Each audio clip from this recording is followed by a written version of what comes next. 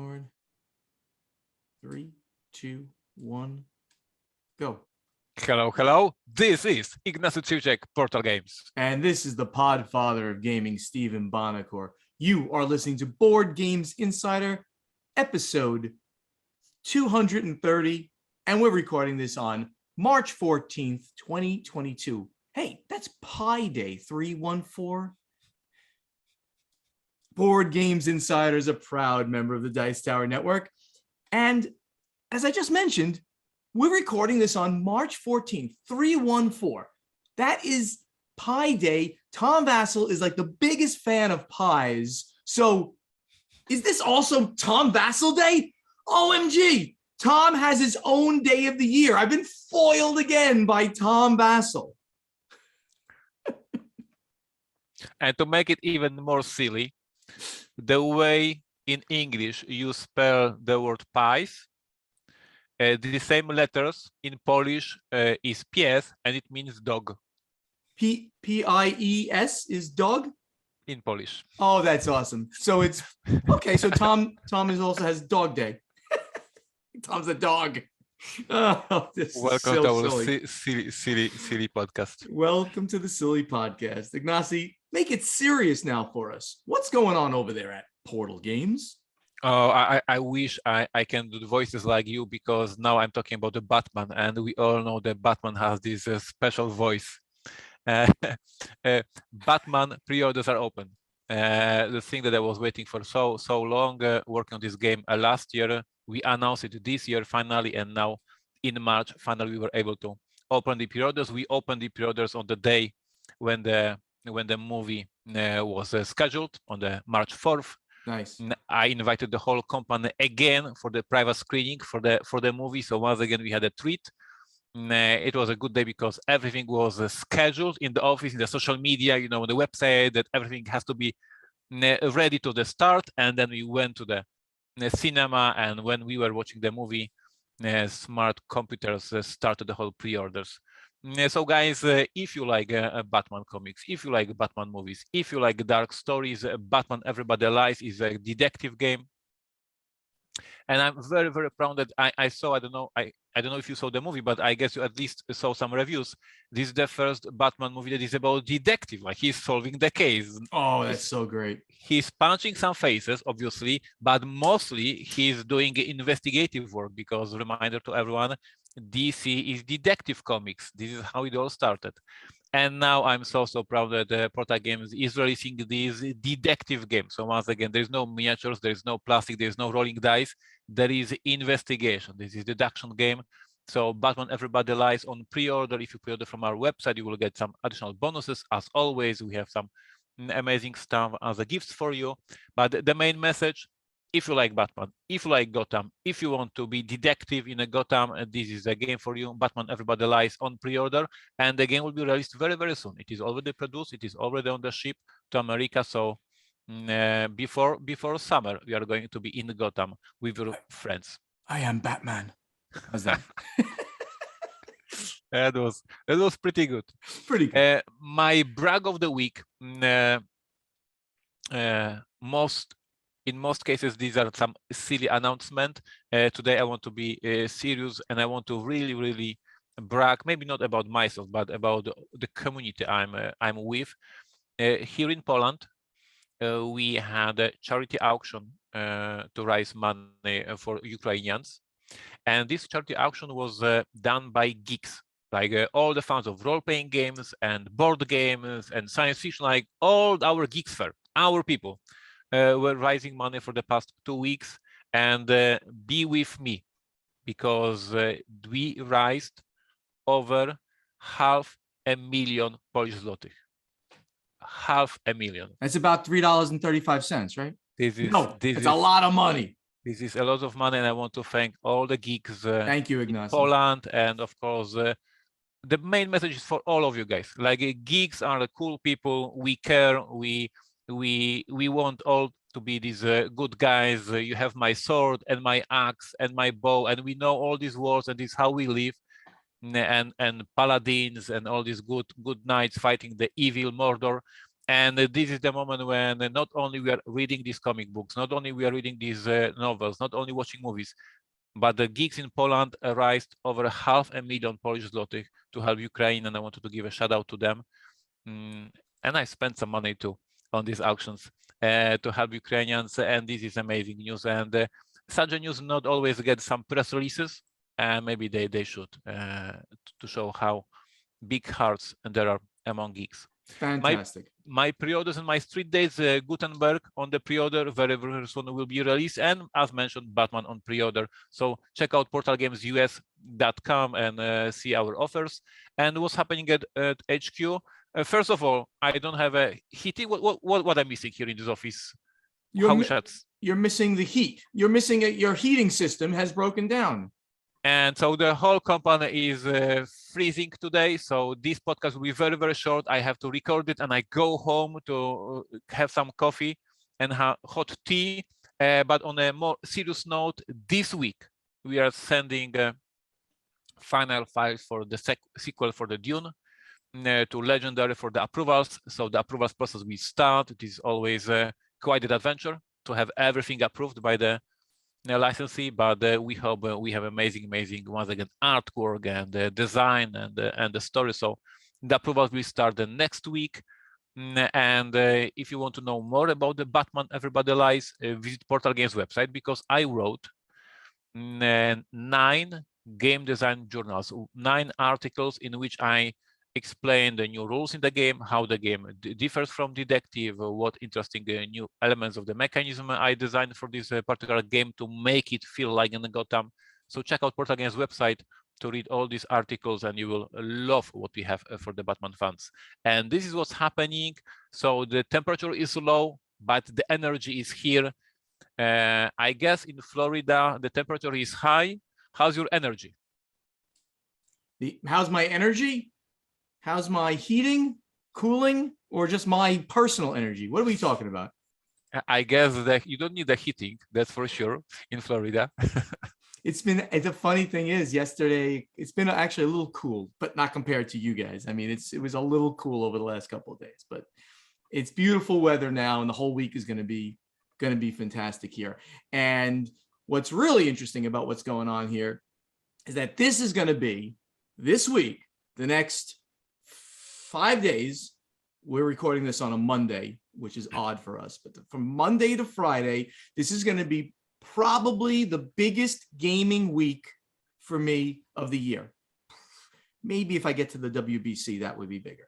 But the reason this is going to be a huge week is because my buddy Chad and his wife Vera, wonderful people. I mentioned Chad here. He's like my big gaming buddy from when I was in New Jersey. He's coming down for a visit. And the plan is we are playing epic games. So we're going to be playing, of course, War of the Ring. We're going to be playing Hunt for the Ring. We're going to be playing the Battle of the Five Armies. You see a little bit of a pattern going on there, plus other ones. And what's really cool about that is that the way that Ares is now structured the other 2 games, Hunt for the Ring and Battle of the Five Armies, once you play them, the end result affects the starting result, the starting condition in War of the Ring, if you wanted to, right? That's if you, so cool. Whatever happens at the end, who beat who did this, you can change the beginning of War of the Ring. A couple of the beginning game conditions, like if the good guys would have lost the Battle of the Five Armies, well, that northern area could have been a shadow territory then. That's cool. Things like that. So we're going to try to do that. We're going to play them all as one big, ridiculously epic thing, plus a whole bunch of things. His list was like 30 games deep. If we get to 7 of them, it will be a miracle. But we're going to be doing that. We'll play some party games with Paula and Vera as well. It's going to be a lot of fun this week in gaming for the Podfather. Ignacy, you're going to be very happy about this. Just when I thought it was almost over with this year-long insanity of the remodeling, last week, while I was in Las Vegas, doors were supposed to show up. They were. You even remember me saying that. Well, guess what? They did show up. They actually did. Isn't that great for me, not good for you. But the seller who originally screwed up the order by giving us doors that were too short, tried to pull a fast one over on us. And they added material onto the bottom of the doors. They just like glued material on, and they thought that my contractor would be too stupid to notice this. Dude, I lost my bleep at these guys last week. In fact, to the extent that not only did I curse them out on the phone thinking that they were going to do this, I got to the owner of the company, because it's like a chain in South Florida. It's in various cities in South. I got to the owner, and he was like, I can't believe what they did. I'm so sorry. I will make this right. I got this for you, Mr. Bonacore.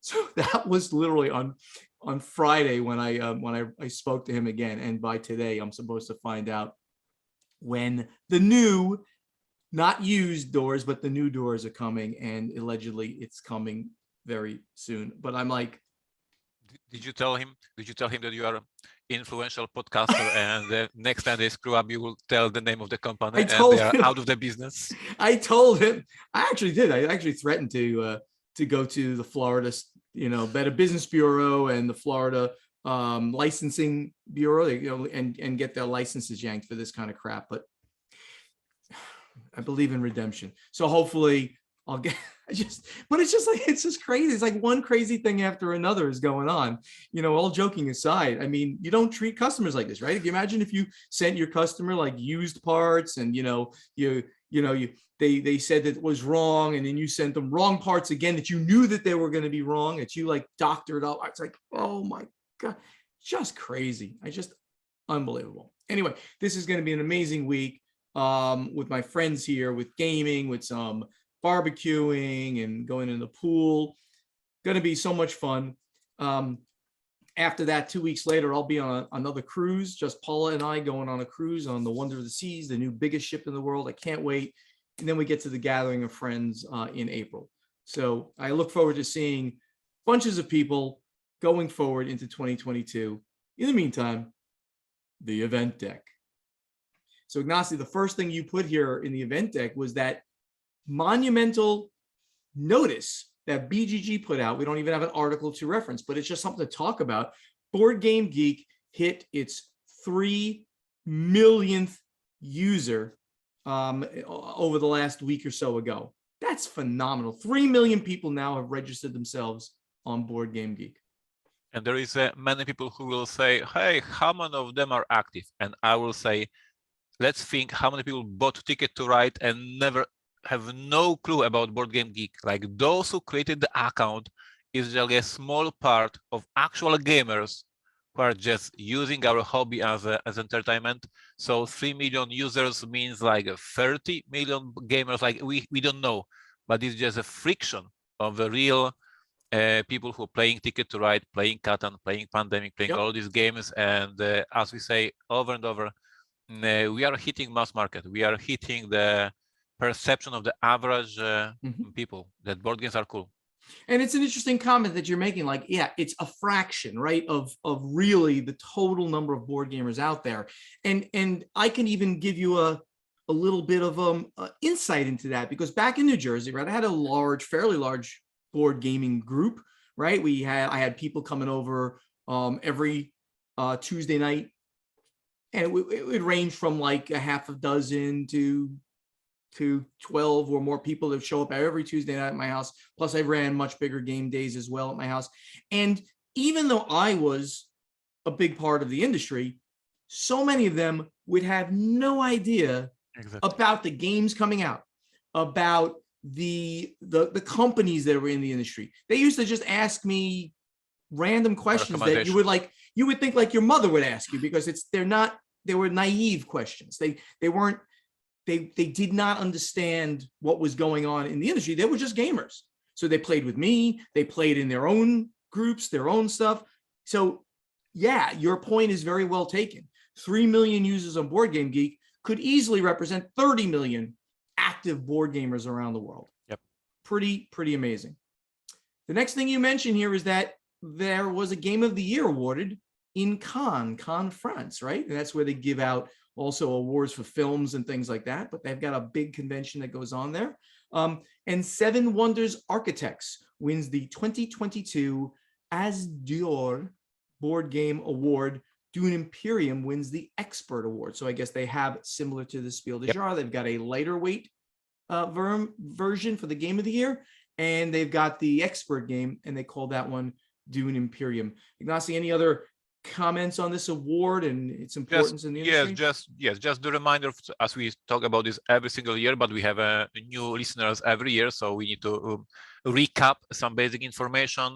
This is the second biggest award in Europe. This is the second award that matters for the sales. I had the honor to win the Golden Ace. It is called the Golden Ace in France for my game Detective, and it brings numbers. It really became a major hit in France, and we were just reprinting the game like crazy when the game was awarded. So for Seven Wonders Architects and for the Dune Imperium, it means a lot of reprints for the game in upcoming months. Congratulations to the publishers, congratulations to the designers, and as I always push this agenda, congratulations to the industry in France, that they understand that they need to promote the award in industry to make bigger sales, to promote the great design. So then, as we mentioned, these random gamers who don't follow Board Game Geek, who don't follow all this media, but they will see the logo of Golden Ace and they will just buy this game because they will trust that it is a great game. So kudos to French industry, and kudos to the publishers and designers. Very, very, very cool.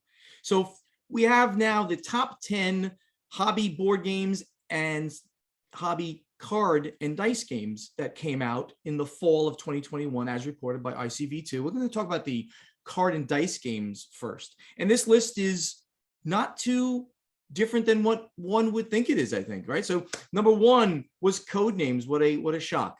Followed by Marvel Champions, LCG, Exit, Coup from my buddies at Indie Boards and Cards, Red Dragon Inn, which has been around forever from Slugfest Games. Amazing that this game is still showing up on the list. So maybe that one is a bit of a interesting thing. Uno from Mattel. Oh, sorry. 10 from Thames and Cosmos, Arkham Horror LCG, and G.I. Joe DBG from Renegade Game Studios. So it's good to see Renegade got onto this list, with Transformers DBG as well. So interesting list, some surprises, but not fully surprising, right? Yeah, my comment is always the same with this list. I need to be Slavic. Seeing a Red Dragon Inn on the list, if this is the 5th most selling game, card game in America, either I don't know something about the American market, either this list. Well, you know, this list comes out of the local retailers, the smaller things. This is not including like Amazon sales, because I think some of the, the bigger gamers, right? Some of the people like you and me and alpha game types, they go to Amazon or they go to Miniature Market. They go to the online retailers, and hopefully they also buy at their local game shops as well. I just checked because my Slavic character cannot stand it. Red Dragon Inn was released in 2007. Yes. Do you really believe that in 2022 this is the 5th best-selling card game in America? Well, I believe that because they've supported this game with expansion after expansion after expansion and big boxes and things, it certainly could be doing that well. I don't know. Ignacy. But I'm just saying that Codenames is amazing. That's for sure. Yes, without a doubt. And I'm just saying that we love such a list because we can discuss and we can debate and we can have some fun. But I would appreciate if this data is, if they explain how they get the data, because as for now they say it is based on interviews with retailers. And then 5 retailers or 50. Yes, the sample size, as we call it in statistics, might be lacking. Who knows? But maybe more importantly to you and me is the top board games for the fall of 2021. Top 10 board games were Wingspan, without any surprise. It's just continuing to rack up huge numbers in the industry. kudos on Stonemaier there. And then we have Descent, Dune Imperium, Gloomhaven. Wow, that big game, still selling big. 2 games from Leader Games, both Root and Oath. Then we see Catan, Ticket to Ride, Parks by Keymaster Games, right? There's a small company there doing very well. And finally, rounding out the top 10, Lost Ruins of Arnak by Czech Games Edition. So you want to be Slavic on this one, or you kind of like this one a little bit better? I think it's a pretty good list. I'm just saying that I'm the Polish publisher of Oath. I love this game. I respect this game. It's an amazing strategy game. It has 3,000 ratings on Board Game Geek, and just to give my beloved listeners some perception, Dune Imperium has 18,000. It sells so much more, and here on this list they are almost one space apart. Once again, I love Oath. I love Leather Games. I'm a proud publisher of Root and Oath in Poland. I don't believe that Oath is the 5th biggest seller in America. And there you go. That's the Slavic edition of our Come on, Oath selling better than Ticket to Ride. It is interesting. I agree with that. Well, take that for what it is. Maybe we should use that as one of our questions. Do you believe any of these statistics? So I talked about board games second after card games, and the reason was that because an article in ICV2 from Scott Thorne, we have often mentioned his articles. They're very insightful. He's a owner of Castle Perilous Games and Books in Carbondale, Illinois, and he's an instructor in marketing at Southeast Missouri State University. So he's got cred in the industry and in marketing. And his article is the 4 ways to get people to look at your game. And I thought it was an interesting thing to mention some of the stats that he's bringing up in here. He's talking about, because he looked over the list of games that we just talked about. And he said, by his count, a good 2/3 of the list consisted of games that were originally released over 4 years ago. And only one that he could tell was released in 2021, and that was Leader Games Oath.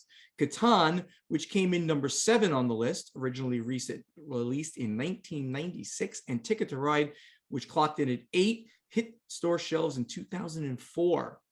Catan Studios has sold 32 million copies of Catan as of 2020.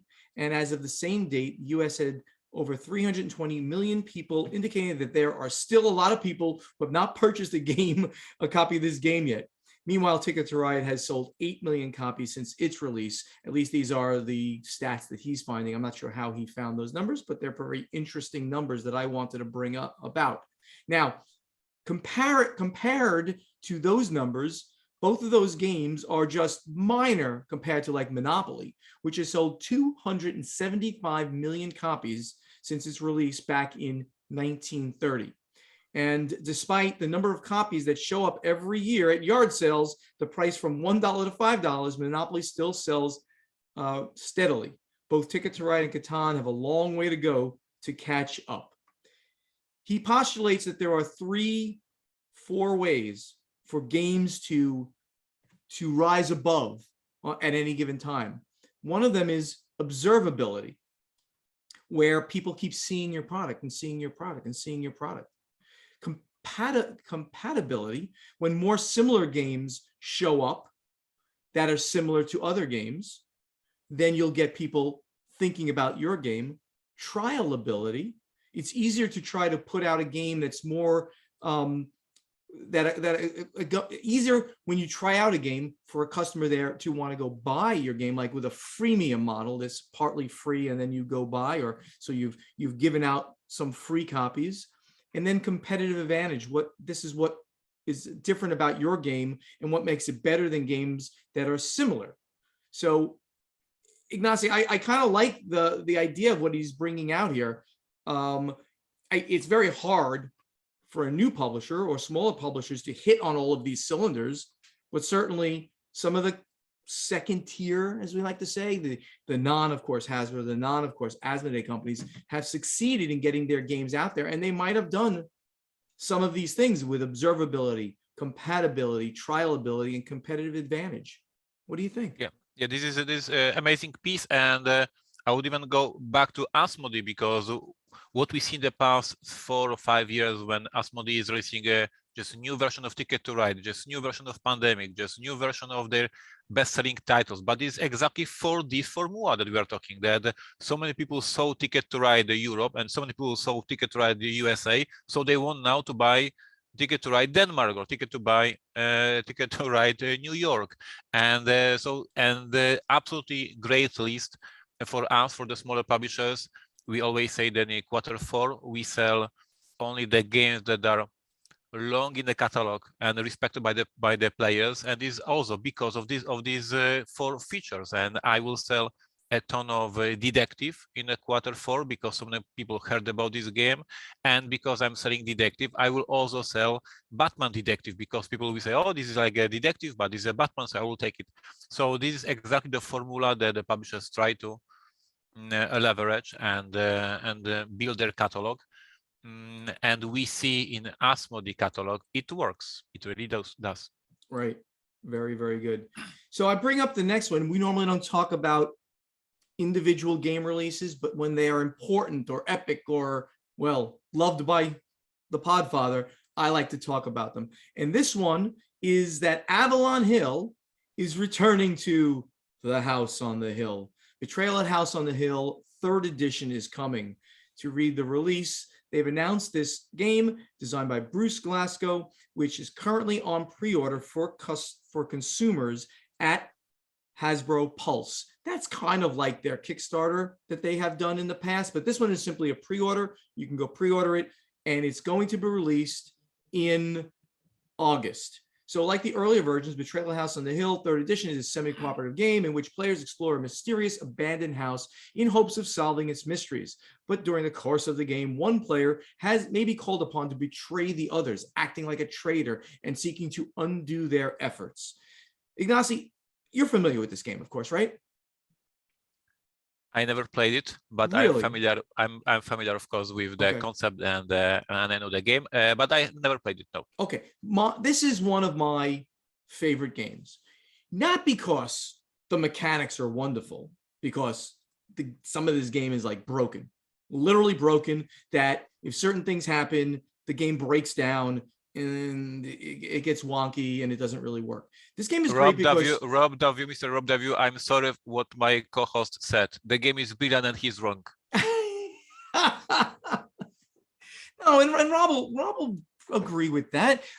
It's one of my favorite games because the game experience is so wonderful when this game clicks. And I've had so many of those great stories that I end up telling that, like, oh my God, you remember when John, became the traitor and all he had to do was this, but we foiled him. And it's a fantastic game. So I am so excited that they're coming back. And it sounds like, though I haven't been able to verify 100%, that there's going to be new content in here. They do say the new edition will include 50 scenarios for players to explore, including new material not part of earlier editions, and 12 new characters. I just hope that they reworked or at least touched some of the older scenarios that were in the game, because that will make it really, really good for everybody. So I'm excited about this. This will be the game that I think that they'll expand going into the future. So I did go and pre-order this, being one of my favorite games. I own the original, the 1st edition. I didn't buy into the 2nd edition. I did buy the expansion, which I haven't played. And I own the Scooby-Doo version, and I own Betrayal at Baldur's Gate, which is a D&D version. And I own the Legacy version, which I'm dying to play. So I am excited. If anybody's at a convention and wants me to jump into one of these games, I am happy to do so. That's why I brought this one up. I own a Legacy version. Haven't played it yet. The good news, they call it the Betrayal at the House on the Hill 3rd edition. That means something is changed. The bad news with Heroescape or Hero Quest or whatever it was called, they didn't change much. So yes, so we don't know exactly. We never know. We don't know exactly what they're going to do. We'll see. That's it for the news for this week. Let's go over to strategy and tactics. So by the way, Ignacy and everyone, in our questions here that we take for strategy and tactics, we're in the middle of page 36 in our forum for this. We only have 40 pages there. So, go post more questions. People are actually saying, like, when's my question going to be answered? Yeah, we're less than 2 years behind, but there's only four pages left. So we're going to go through these things quick. I think we need more questions posted. Josh Banyan, who's I can't pronounce, at RayYilJosh45. Question: marketing is a very important part of the board game hobby. Very important in every industry. How do you decide whether it is better to use Kickstarter to get the marketing boost or just go about using regular retail and marketing yourself? Also, how impactful is a well-known reviewer's review on the game? Does a good review from them offset the cost of sending them the game? Ignacy, you're now in the position where you have to think, do I put this on Kickstarter or do I put this going direct to, into distribution? Do you have a methodology of thinking about those two things? It is very difficult to decide. The main decision point is if this game is a good fit for the Kickstarter or GameFound, because when you're on these platforms, you need to entertain the audience with some new stretch goals, with some new pieces, with some new additional content. Not every game has a possibility to have that. Like some Euro games, of course, you can improve a little bit of the components. Of course, you can add some fancy cover. But basically, if this is a basic Euro game, you will not add much. If you have adventure game, you can add more scenarios, more cars, more characters, etc., etc. So for each game that Portal Games is releasing, we are debating, is it a good fit for the crowdfunding or not? And as you saw in the past 2 years, a couple of games we went for the crowdfunding and a couple of games directly strict to the retail. And it will be the same case for the upcoming few years. Indeed.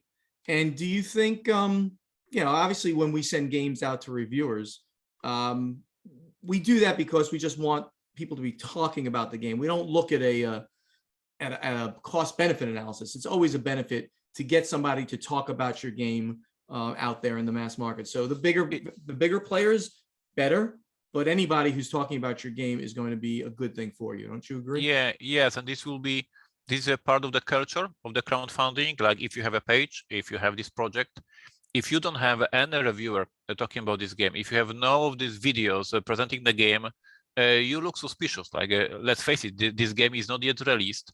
People want to know a little bit more about this game because they are paying upfront for the not existing product.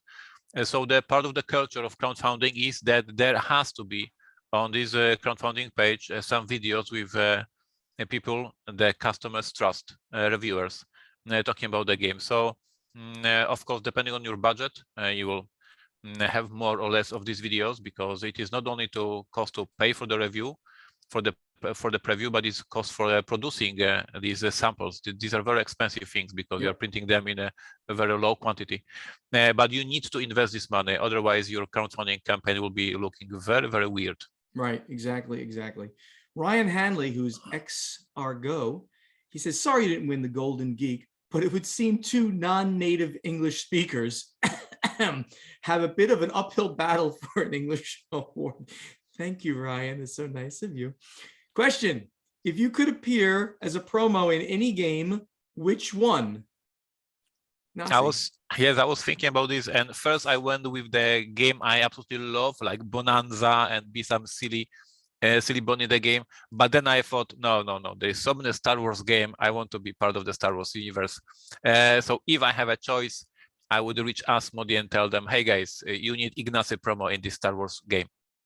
I want to be a little known character in who helped out the hobbits and got them to Mordor in a Lord of the Rings game. How's that? That's what I want.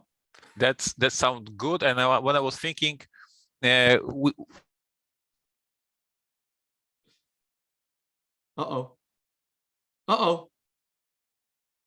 think we lost Ignacy. Ignacy, what happened?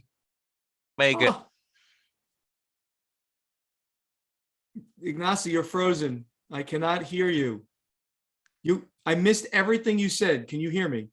Yes, I do. Oh, you have to start again from the promo card because it completely blanked out here. That's interesting.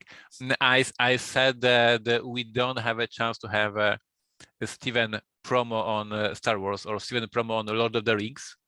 But since I'm publisher of the Batman game, maybe you want to visit Gotham. I would be very happy to be in as a villain, or unless of course you want to make me my real character, who is I am Batman. So if you want to make me Batman, I'll do all the voice work for you there for free. Next question he had was, which podcast are you going to invade? Welcome to So Very Wrong About Games with Ignacy Chevicek and Stephen Bonacore, which is very, I don't know exactly what he means there, but this is interesting. This week alone, okay, right? I got back from Dice Tower West. I was on 3 different podcasts. I did 2 interviews and I did a live gaming stream with another podcaster this week alone. So as I tell everybody, if you have a podcast and you want me on, it's the least I can do is to give up a half hour, an hour of my time to talk about games with you. I'm happy to do that. You can always reach out. Jan D. Hoevetter, who's Jan, of course. De Hoevetter, sorry. Every past edition of Essen, I brought with me some Belgian beers to give out to friends at the convention and drink some with people from the Portal team. You can never go wrong with Belgian beers. I agree. Steven mentioned a few times he likes good beer. Yes, I do. So what is the best beer according to you?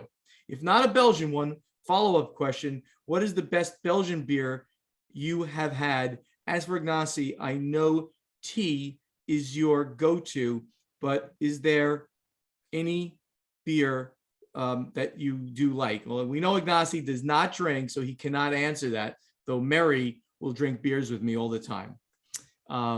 If you're asking me what my favorite beer in the world is, I would have to ask you 9 questions before I said what I would drink at that given time. Because beer, it's a social thing. If it's a really cold day and you're in front of a fireplace, you want to like a big English winter warmer or something like that, a strong ale.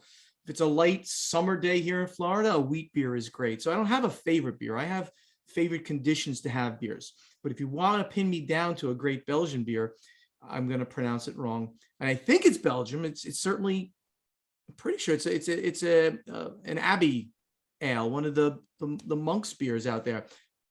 Westvleteren 12. It's one of the greatest beers in the world. And somebody gave me one when I was in Essen last time in 2019. It was wonderful. And thank you again for doing that.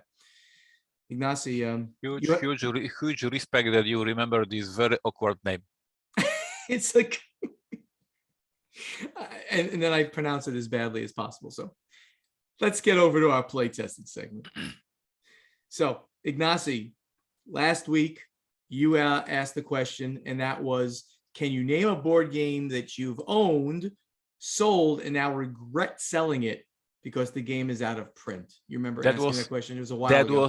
That was a great question. There is so much sorrow post on our Facebook, on our Board Game Geek Guild. So many people were very, very honest about the mistakes they made. So thank you guys for the feedback. As always, I picked 3 answers. One is very important because this is like we are asking you for help, because not all of our listeners are visiting this forum.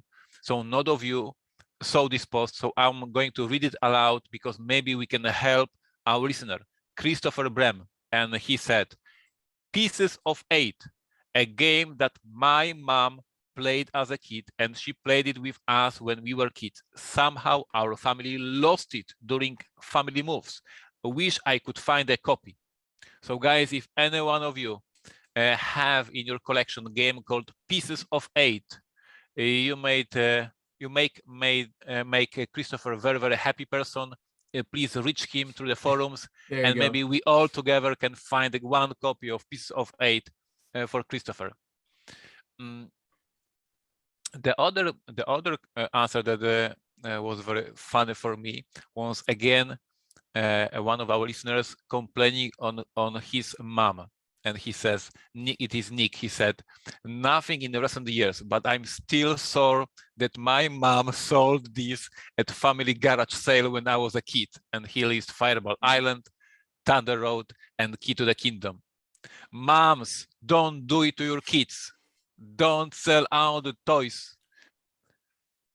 You know, just to bring up a point there, my brother Glenn, I'm one of 4 boys. My youngest brother, he had 100 of those little Star Wars figures. No, not the 12-inch ones, but like the 5 or 6-inch ones, the smaller ones.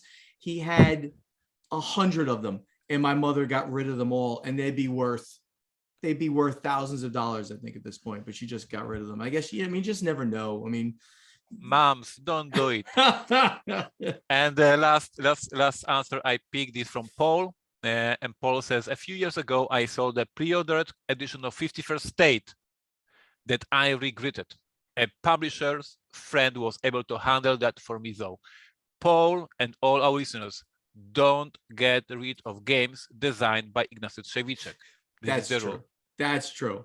3 things that I pick out here. Mike Dando, he says, I had the original Space Hulk, Necromunda, Adeptus, Titanicus, and Blood Bowl. By the way, I have 2 of those. Epic. 2 of those I still have Space Hulk and Blood Bowl, and sold them all and purchased Magic the Gathering cards with them. So sorry for you, Mike. I don't regret buying the Magic cards, but I'd still like to own those games. I know that some of them have been reprinted, but not in the same way as the original. Chris Anderson, he says, years ago, I picked up a copy of Battlestar Galactica for $20 at Barnes & Noble. I didn't get around to playing it and eventually used it as a giveaway for my podcast. Well, that's nice of you. Sadly, it's now worth about $200, Chris.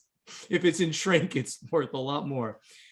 Mike Kozlowski said, to make sure I don't have these regrets, I've never gotten rid of a board game, but my gaming shelves are filled up, and soon I'm going to have to start making hard choices. There are a lot of people here who said they don't get rid of games, which is a very interesting thing. I mean, I know you said there were a lot of regrets in here, but there's at least a third of these people said, no, I don't get rid of games. I keep all my games, which I find very interesting. I don't know, maybe they buy games at a very slow rate, because my new policy, I think I mentioned this, is that sort of 1 game in, 1 game out. It doesn't exactly work that way. But if I fill up a shelf, all my shelves are essentially full.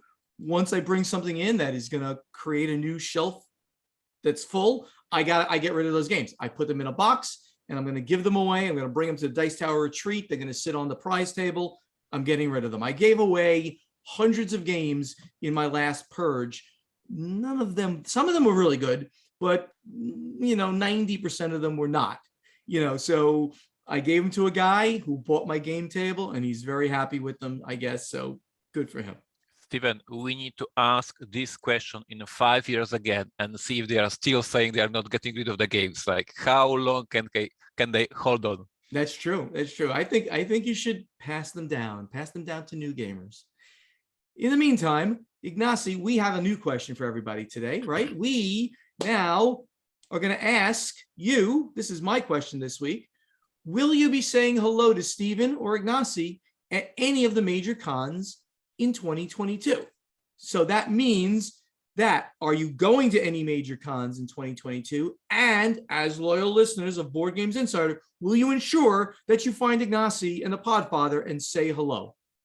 So Ignacy, there's your question. Go ahead and post that one up there. I certainly am going to most of the conventions this year. Ignacy, what's going to be the first one you go to? The first biggie? I'm going to Italy in a few weeks. Play in Modena. It is one of the biggest, if not the biggest, Italian convention. I'm invited there by my publisher in Italy. So I'm going to present a lot of my games for Italian fans. I was there in this convention a couple of times already. Love the atmosphere, love the food, love the people. It will be a great time. Why have they not invited me as a very special guest of honor to Italy, to my native ancestral lands? Because I designed Batman and you only make a voice of the Batman. This is the difference. That's the reason. All right. Ignacy right now is creating a thread over in our guild on Board Game Geek. Please go to our guild and find the playtesting thread with this question and post your answer there so we can possibly pick it out amongst the other ones. In the meantime, we go to the final scoring. Thank you so much for listening. Help us spread the word about this podcast by telling your friends to download Board Games Insider wherever they like to get their podcasts, or now watch Board Games Insider on the Podfather of Gaming YouTube channel. To ask us questions for your strategy and tactics segment, for our strategy and tactics segment, please post them in the correct thread in our guild on Board Game Geek. To answer our question to you from the playtesting segment, also go to the guild on Board Game Geek and look for the thread with this episode's question. Board Games Insider has a Facebook page, so please like us on Facebook. Also on Facebook, please like Ignacy's page and Steven's page, /PortalGamesUS/PodfatherGaming. Our websites are portalgamesus.com and podfathergaming.com. Go there, sign up for the newsletters, and get up-to-the-minute information on what's happening at Portal Games and with the Podfather. On social media, talk directly to Ignacy and Steven. On Twitter and Instagram, it's @PortalGamesUS and @PodfatherGaming. On YouTube, the channel names are Portal Games Movies, Portal Games Gameplays, and the Podfather of Gaming. On TikTok, you'll find Ignacy at Portal Games US. We do really hope to see you at an upcoming convention in 2022. Please, hopefully we'll see you there. Come out and hang out with us. Board Games Insider is professionally edited by Matthew Jude from This Game is Broken podcast. If you would like him to edit your podcast, please contact him on Twitter or email at thisgameisbrokenpodcast@gmail.com. And that great voice you hear doing our intro, outro, and in-between segments is that of Ray Greenlee. He can be contacted to do voiceover work at raygreenleevoiceover.com.